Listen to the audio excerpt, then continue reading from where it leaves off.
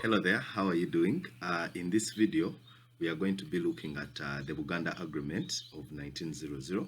We are going basically to examine the articles. There are 22 articles. We are going to be looking at each article and explaining what each was actually about.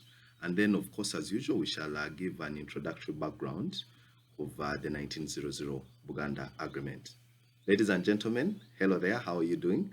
My name is Mutiaba Conrad, a lawyer and a private law tutor. And before we start on our class, I encourage you to like and also subscribe to this channel so that every time we release content, it's brought to your attention. Also share with your colleagues so that they are also able to benefit. And finally, for students interested in private law tutorial sessions, please contact us. Our number is down in the description box. These private tutorial sessions really help, and students who are on our program have been proven to outperform their colleagues who do not have any sort of mentorship. So please contact us. Our prices are very friendly, and we can always work out an arrangement where we help you to improve your grades and to have a better understanding of the law.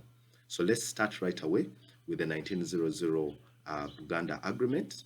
And basically, just to give our discussion context, what you have to understand is that this agreement was between the Kabaka of Buganda, who was represented by a certain team of people, and it was also between the Kabaka of Buganda and the Queen of England, who also had a team of people or person that had actually represented the Queen. But what is important to note is that finally, after the British government reluctantly allowing or making a decision to make Uganda a protectorate, and of course, by that declaration to make Uganda a protectorate, Uganda, of course, came within the ambit of the African Order in Council, that is of 1889. Now, it's important to note that there were so many African orders in Council, but the one here we're talking about for purposes of laying a background for the 1900 Uganda Agreement is actually the one of 1889, which of course authorized the local consul to establish local jurisdiction under which he was to exercise considerable executive, judicial, and then of course also administrative powers over Uganda. Now, the next step was actually to consolidate what territories constituted the protectorate, that is the Ugandan protectorate, and of course the Buganda, also known as the Uganda agreements, were signed and concluded in 1900, okay? And of course, as I stated earlier, this was between Sir Harry Johnston, who was on behalf of the Queen of England, who signed it on behalf of the Queen of England, and Nuwambogo, that is on the side of the Kabaka of Uganda, Stanislas Mugwanya and Apollo Kagwa on behalf of the Kabaka of Buganda. So basically, those were the parties involved, and that was the background upon which the 1900 Buganda Agreement was signed. Now, let's quickly jump into the terms of this agreement, and of course, they included the following.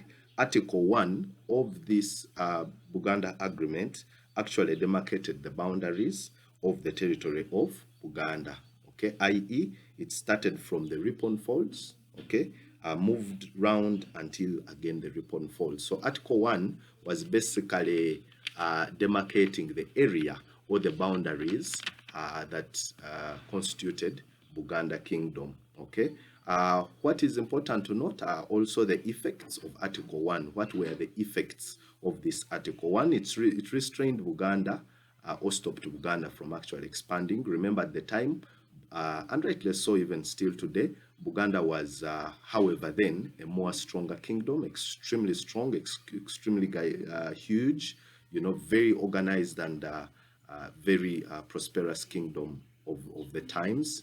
So the British saw this as very important, and they definitely had to add it as an article in the agreement to stop Buganda from expanding, because if they had let Buganda expand, of which at the time Buganda was expanding at an extremely huge rate, to them that was not a good thing, because they realized that if Buganda expanded to conquer the whole of Uganda and probably push even out of Uganda, that would make it extremely hard for them to govern Uganda, or it may be even impossible. So they had to ensure that they curtail its expansion. This was very important for the British, and that actually informs why they had to include this as article number 1.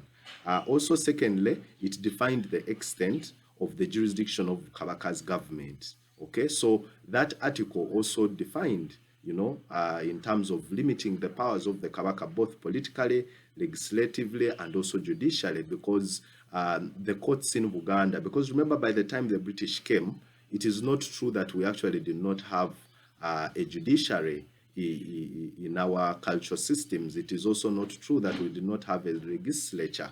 So even before the coming of the British, we had courts, local courts in Buganda, and these courts would adjudicate matters directly from the village level.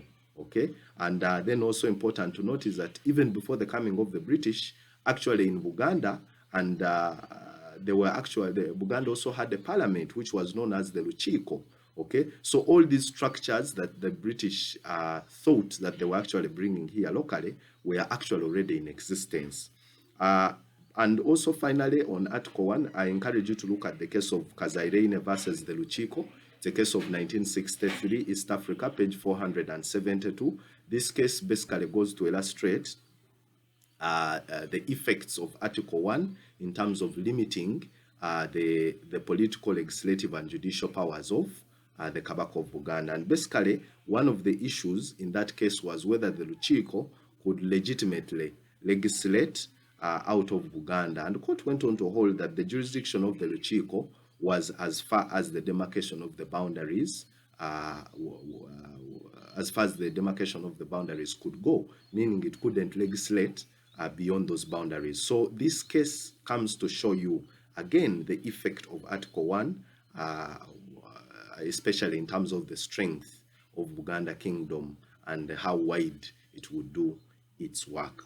Let's proceed now to look at Article 2, which basically provides that Kabaka and the chiefs were to renounce in favor of Her Majesty any claims to the tributes on adjoining provinces of the Ugandan protectorate. Again, you're seeing that this was not a good article. It was a negative one, because Buganda had to renounce, okay, to say that, look, all other territories out of Buganda that Buganda had interest in or that it had conquered, it had to go on and renounce them to the Queen of England. Of course, this was unfair, but there it is. It's a negative article, but that is what it was. Let's now proceed to look at Article 3, which provided that the Kingdom of Uganda was to be equal. Was to be equal to other provinces in the protectorate. Yes, so the Kingdom of what the British called the Kingdom of Uganda was actually the Kingdom of Buganda. So again, this article comes in to show you just how much Buganda Kingdom was a superpower house. And indeed, rightly so, even up to today, if you're to compare, the politics of Uganda, and most of the aspects really rotate around the central region or rotate around Buganda.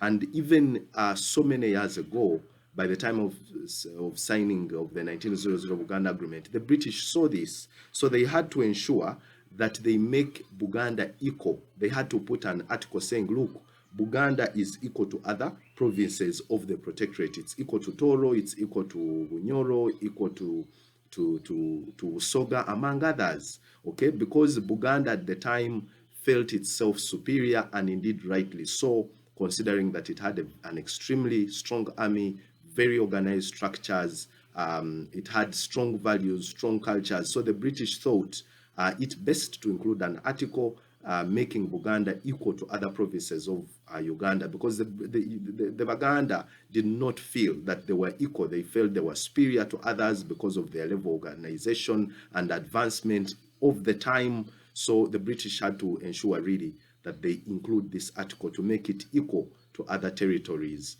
and of course also to curtail in a way its growth and expansion. Let's proceed to look at Article 4, which provided that the revenue of Buganda was to be merged with the general revenue of the Ugandan protectorate. Again, all these articles really come to show you the political and social and economic status of the time. And again, in the times, at that material time, and again, even rightly so, even to date, most of the revenue of Uganda as a country is actually from Central Region. It's actually from Buganda. Okay, most of the revenue, most of the taxes at the time were from Buganda. They were from Central Region. So the British saw it as strategic to include an article saying that the revenue of Buganda was to be brought together with the revenue of other parts of Uganda. And of course, this was of interest to them, because if that was not the case, then the British government would have collapsed very quickly. Okay, it would have run out of funds, because Buganda was generating the biggest chunk of revenues in terms of taxes, and it was important that the British have a share of these taxes from Buganda. And what better way than to include an article providing for the merger of these revenues? Because if Uganda had stayed with its revenues, definitely Uganda would have grown stronger, and then of course this would have made it impossible for the protectorate government to actually administer the whole of the Ugandan entity, and quite obviously it would have collapsed very soon. Let's now proceed to look at Article 5, which provided that the laws made for the governance of the protectorate will be equally applicable to Buganda unless they were in conflict with the agreement. Again, all these articles show you the superiority of Buganda, or the superiority that Buganda felt and had at the time, and the British found it better to put that Buganda was actually equal to all other territories, and that the laws that were being made by the protectorate would apply to all regions of Buganda. Let's now proceed to look at Article 6. This is the so-called indirect rule article. Okay, and basically this article provided, among others, that the Kabaka was to be recognized as long as he and his chiefs and people were subjects of the English Queen and her government. This was the indirect rule. Okay, so again, this rule was meant, or rather this article was meant to make the king of Buganda, or the Kabaka as he's known, okay, to make him a subject to the Queen of England, and to make his people, that is the subjects of the Kabaka of Buganda, subjects to the Queen of England. It was meant to demean, or to make Buganda small and also curtail it. Okay, that was the so-called indirect rule article. That's what introduced. It's that article that actually ushers in the concept of indirect rule. And then secondly, the replacement of the king was to be approved by the English Queen. This is a negative aspect. We are still on Article 6. All these are the elements that are actually under Article 6. And of course, it's very funny, and very interesting at the same time, that the replacement of the king was to be approved by the English Queen. This was a negative aspect of Article 6, because the replacement of the Kabaka, or of the king, is actually a cultural aspect. Okay, but it had then, the article was making the next king subject to approval by the Queen of England. So very unfair, and of course unlawful, both under custom, and it couldn't make common sense. But that was what the article actually provided. And then thirdly, again under Article 6, the native courts, okay, had no jurisdiction on non-natives. Again, this is unfair, and it is really negative, because if the British came here, but then the article was prohibiting local courts, okay, or courts in Uganda, from actually trying offenses of the colonialists, okay, of the intruders, the British. This was extremely unfair, but that is what it was. And then also next, that the courts, those were the native courts, were not to issue death sentences without the Queen's representative's approval. And of course, the representative of the Queen was the governor, and he had to approve. If a court passed a sentence or punishment of death, it was subject to approval. Again, all these elements of Article 6 were intended to take away the powers of courts in Buganda, and to demean them, okay, in favor of the British courts, which up to date we are still using. Then also again under Article 6, the Kabaka was to be paid from the local revenue of the Uganda Protectorate a minimum yearly allowance of £1,500. Now, these are some of the positive aspects under Article 6, but even in their positivity, in a way, they were a bit demeaning, but however, there were positive elements. okay, and they should be viewed as such. So the Kabaka was to be paid 1,500 pounds. Of course, to take away your territory and your powers, and then you're paid a salary, in a way was demeaning, but nevertheless, it was a positive aspect. Secondly, again, we are still on Article 6. His house expenditure of 650 pounds a year was of course also to be given, and his 3 appointees, that is the Kabaka's 3 appointees to act as regents, were also to be paid 400 pounds annually, that is per year. And then also Kabaka was entitled to a 9-gun salute. Okay, this was also a positive aspect. But even though it was positive, in a way, of course, the British did not intend to bring it in good faith. Again, it was intended to demean and to conquer the kingdom of Buganda for fear of its expansion and its huge strength. Because when you compare this 9-gun salute, the Queen of England, on the other hand, she was entitled to a 21-gun salute. So 9 to 21, when you examine the number, quite obviously, the spirit behind it was intended to lower the status of the Kabaka of Buganda and to bring him under the ambit of the Queen of England. Let's proceed now to look at Article 7, which actually provided that the Namasole of the current Kabaka was to be paid 50 pounds a year. And of course, this was not to be paid to any other mothers. That is what basically Article 7 is about. Article 8, on the other hand, all cases of a mixed nature, whether civil or criminal, with natives and non-natives shall be subject to only British courts. Okay, very important there to note. Okay, but also again, this was a negative one. Let's now proceed to look at Article 9, which actually provided that Uganda shall be divided into administrative units, i.e. known as counties, and these included a number of counties, Butambala, Busiro, Mawokota, Sese, Buddu, Bwekula, Chadondo, Kochi, Mawogola, Gomba, Singo, Busuju, Kabula, Bulemezi, Buruli, Buyaga, please note Buyaga, Chagwe, Buvuma, and finally Bugangaizi. So please note Buyaga and Bugangaizi, I'll talk about these a little bit more in detail, but just quickly to note that actually these two territories, even if under the 1900 Buganda Agreement, the British purported to actually give them to Buganda or recognize them as counties of Buganda. Actually, these two were stolen by the British from Bunyoro and given to Buganda Kingdom as a gift. This was unfair, and later on, of course, in around 1964, it creates a lot of conflicts, especially between the sister territories of Buganda and Bunyoro, because Bunyoro kept on demanding for its two territories that were stolen by the British. This was very unfair, because you see, you cannot come in a land and then steal someone's property, then give it to another person as a gift. So this was it was unfair and wrong in a way, and we'll examine that in so many other classes, which are actually already on my channel. You can check them out. For example, the 1966 Kabaka crisis, that actually becomes one of the causes of the crisis, and you can look at that class. It's already on my channel. And then also of interest under Article 9 is that at the head of each county is a chief who was selected by the Kabaka, approved by the Queen's representatives. That is what also Article 9 provides. And then chiefs were also to be paid 200 pounds a year.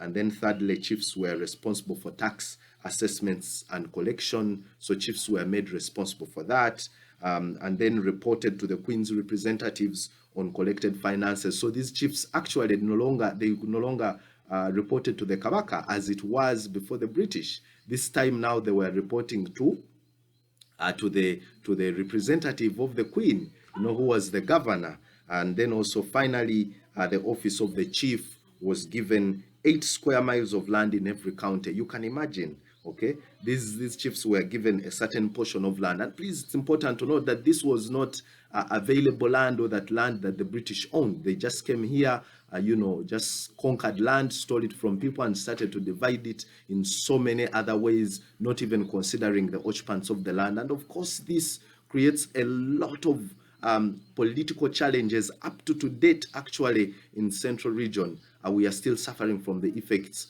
of the 1900 Buganda Agreement, which was forced down the throat of the Kabaka of Buganda. Let's now proceed to look at Article 10, which provides to assist Kabaka in governance. He was to appoint 3 native officers of state with the Queen's representatives' approval. Again, we are seeing he had to get the approval of the governor, without which the appointments would be invalid. So again, this was subjecting the Kabaka of Buganda to the powers of the Queen, saying that if he was to appoint any native officers, or his representatives he had, that had to be approved by the governor.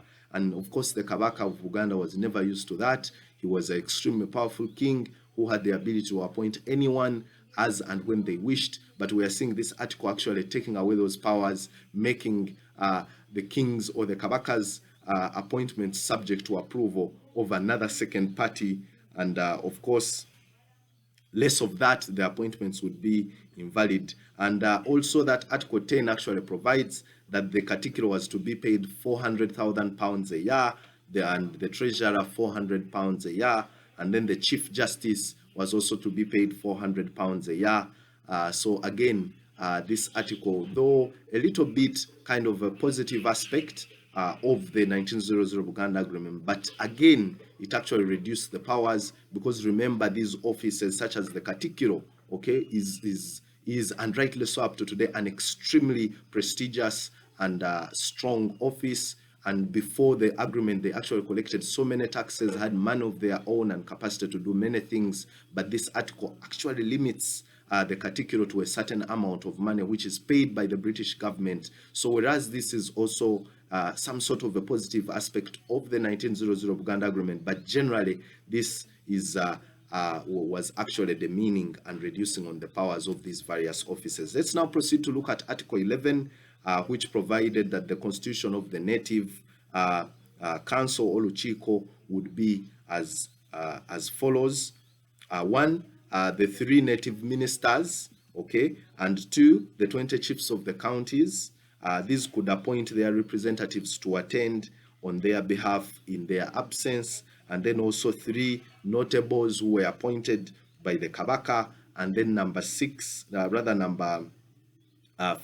is that 6 other members of importance to be appointed again by the Kabaka, and then Kabaka could dismiss any member, but with assent from the Queen's representatives. Again, all these aspects are showing how toothless or powerless the Kabaka had become, because all his decisions were actually subject to approval by the representative of the Queen, and as intimated earlier, this was actually the governor. And then also resolutions passed by the Lukiiko, which was the Parliament of Buganda, were to be approved by the Queen's representative again before taking effect, and his advice was to be explicitly followed. Again, I think you see, so the representative gave the Kabaka advice before Kabaka could appoint anyone, and that advice was binding. It had to be followed by the Kabaka. Again, all these go on to show you how much the powers of the Kabaka were actually taken away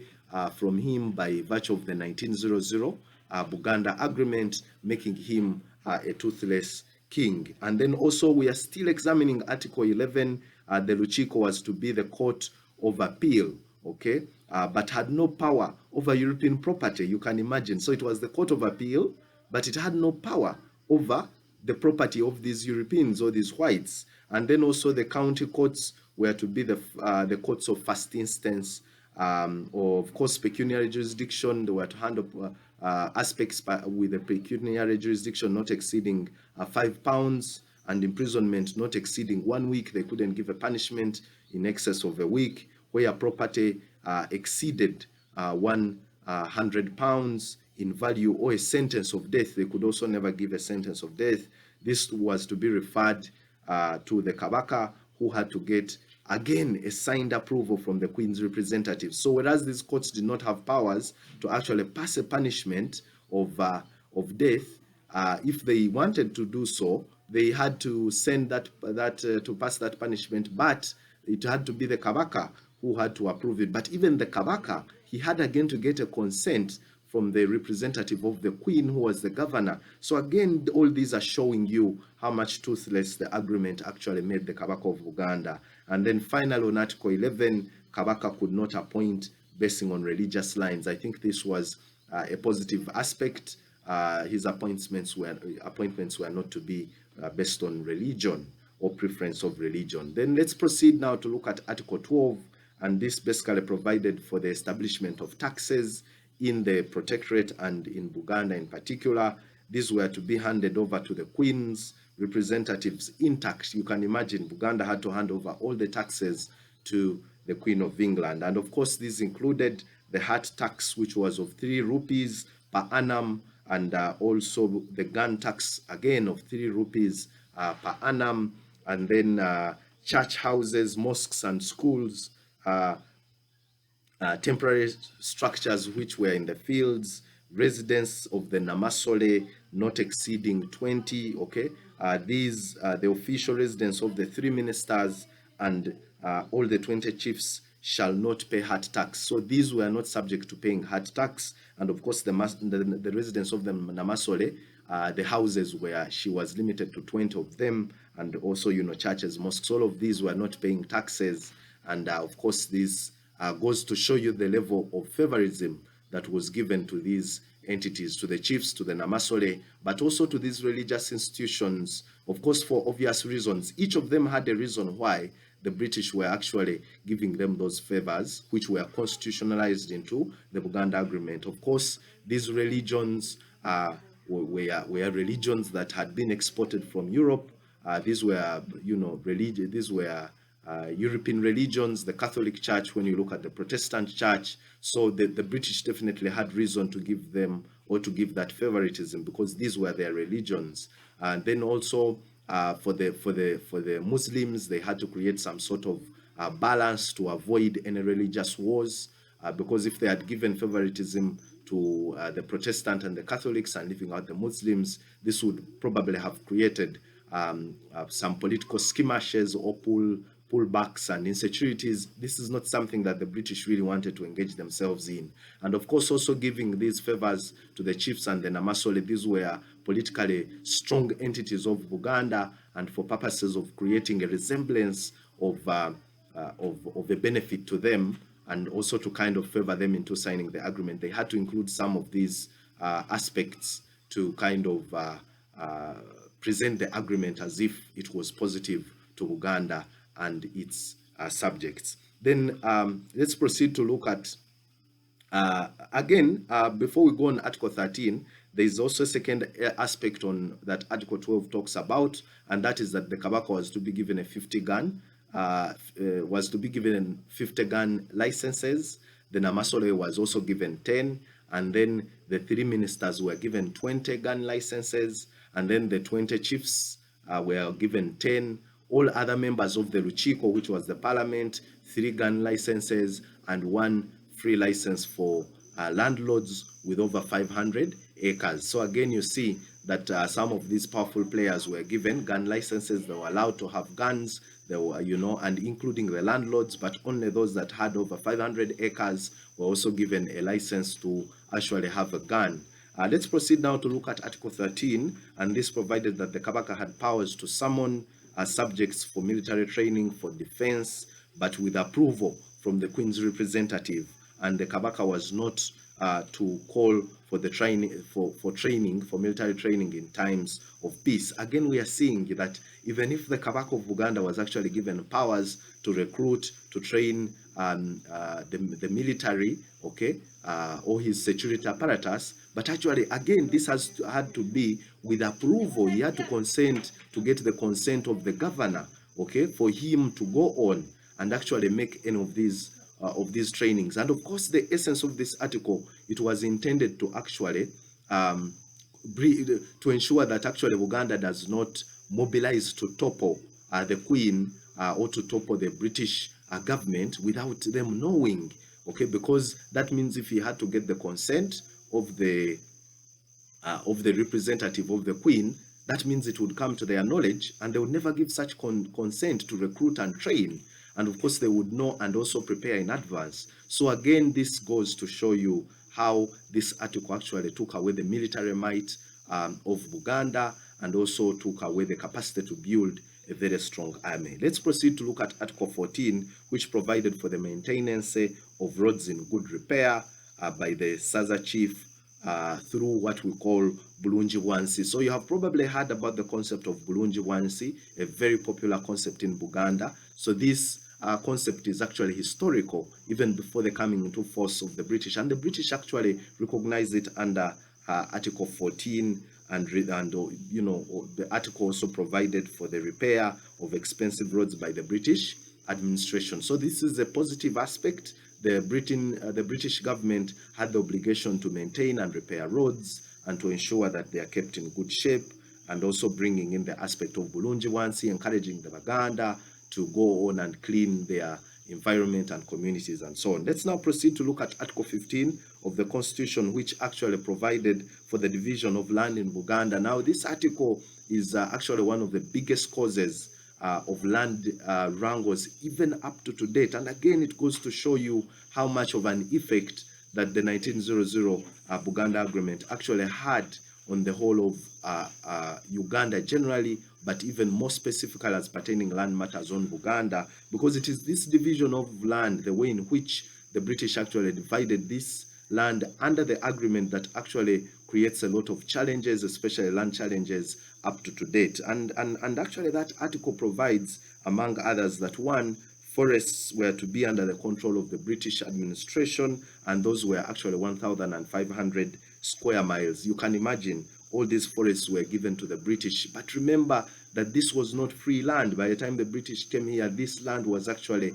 owned by the Kabaka of Buganda, and it also had people living on it, okay, that used to get resources, firewoods, minerals, and so on from these forests. But when the British come, they then divide this land and actually give it to themselves. 1,500 square miles of forests were under the control of the British government. And then also what the British actually call western uncultivated land, that was land that doesn't have any crops on it or anything of the sort, was to be land of the British, and that amounted to 9,000 square miles. You can imagine what they called Westland. There's nothing like Westland. All this land had owners. All this land, even if it was uncultivated, but actually people used to use it for rearing animals, among others fetching firewood. But all this was given to the British government and the Queen of England, which was actually as big as 9,000 square miles. And also plantations and private property of the Namasole,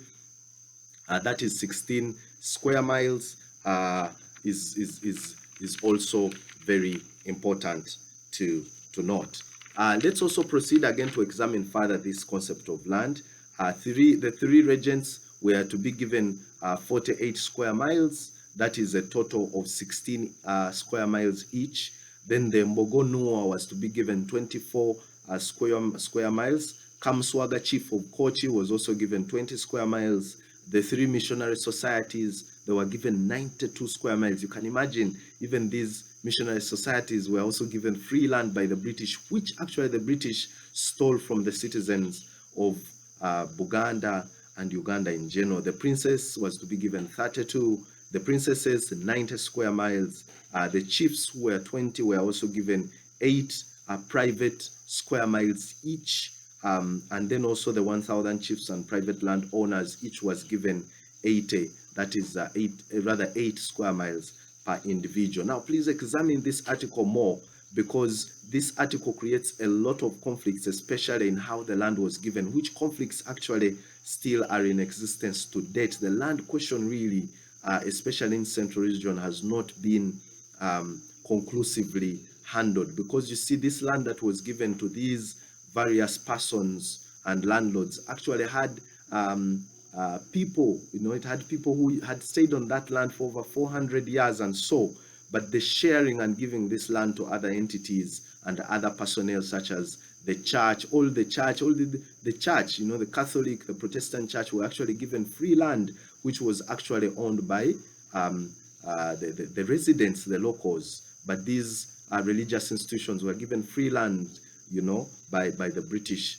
as enshrined by Article 15. Let's now proceed to look at Article 16, which actually provided that the natives of Uganda did not have forestry rights until the promulgation of the forestry regulation. So again, you're seeing the natives, they had no forestry rights, but these were forests that they had lived in or lived next to for so many years, and they used them as a source of livelihood. Then also of interest is Article 17, which provided that minerals on private lands were to belong to only owners of those lands, subject to a 10% duty when worked, and all other minerals out of those lands belonged to the British administration. So again, the British administration takes on all the minerals in the land that was not in ownership of citizens. And remember, Britain had given itself huge chunks of land, but even the minerals that were actually on private land, they were subject to a 10% duty or tax by the British. Let's now proceed and look at Article 18, which actually provided that in return for the control of over 10,550 square miles of land, the Queen's government shall pay the Kabaka at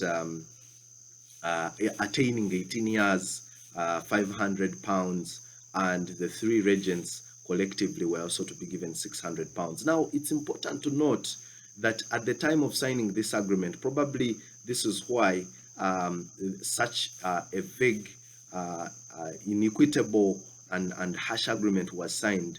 One of the strongest reasons actually was when you look at the king of the Buganda at the time they signed this agreement. The king of Buganda was actually very young. Okay, he was young. Little wonder that's why these representatives, by the time they went to sign the agreement, besides also having selfish interests for themselves, but above all, they were also they did not know how to read and write. Okay, they didn't even know what they were signing, or if they did not know the contents of the agreement in detail. Okay, because they didn't understand English. The agreement was in English.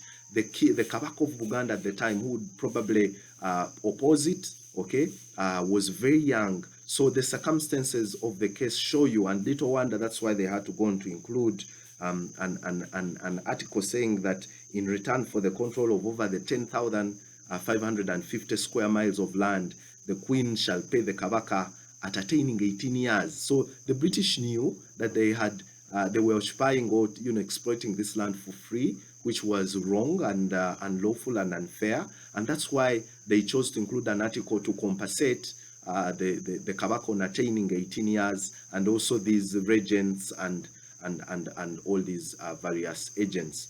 Let's now proceed to look at Article 19, which provides that the Queen's government was to pay Nuwambogo a pension of £250 a year in return that all the rights he claims, besides those in the agreement, are ceded to the Queen's government. Again, this goes on to show you that those key players, such as Nuwambogo, their powers were taken away, okay, in return, so that they are paid a certain amount of fee. This again was unfair, and it was suppressive and demeaning in a way. When you proceed now to look at Article 20, which actually provided that if Buganda Kingdom failed to pay to the Queen's government the tax, remember we looked at the article earlier that required Buganda to pay the tax to the central government without a just cause, in case they failed to pay the tax without any just cause, or if Buganda Kingdom was disloyal. Please mark the word disloyal,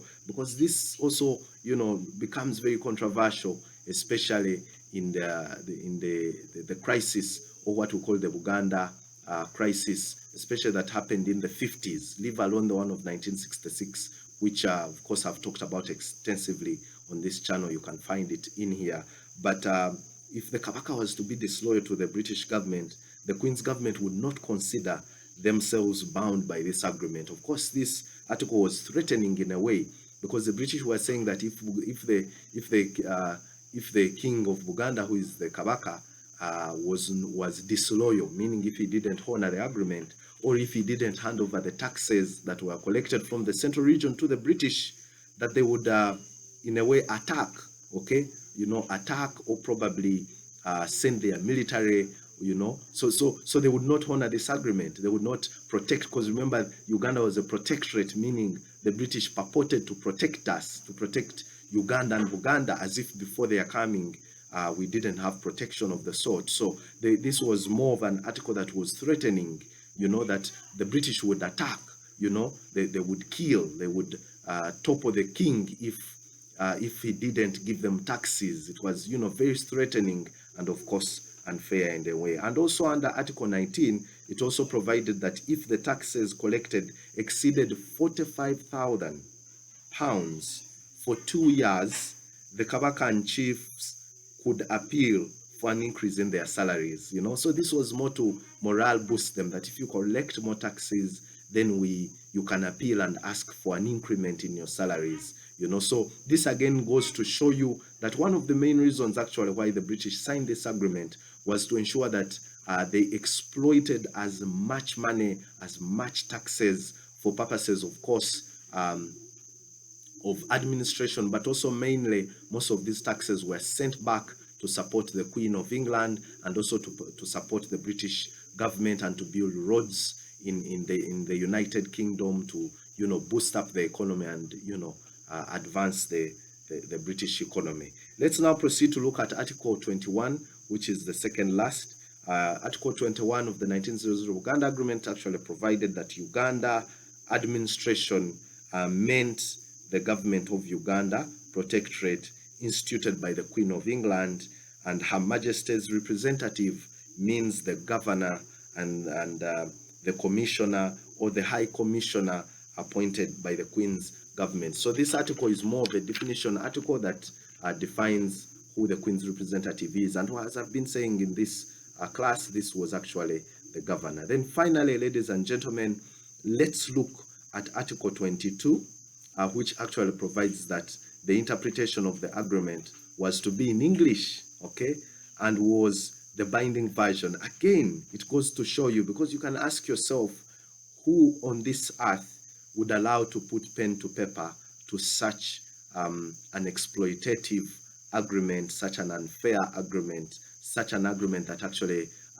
even by any international standards of the time, was unlawful and unconstitutional? Who would agree? But Article 22 goes to shed more light, okay, on how unfair this agreement was, and how the British actually knew it, that they were forcing the Kabaka of Buganda and his representatives, who actually, even at the time the Kabaka of Buganda was a minor, was young, he was below 18 years. I think it should have been around 14 or 12 or something like that. So they actually compelled the Kabaka of Buganda, through his representatives, to sign an agreement which the British knew that these guys were not understanding, and which they maintained not to translate in Luganda, okay, and also including an article to say that it's only the English version that was actually binding.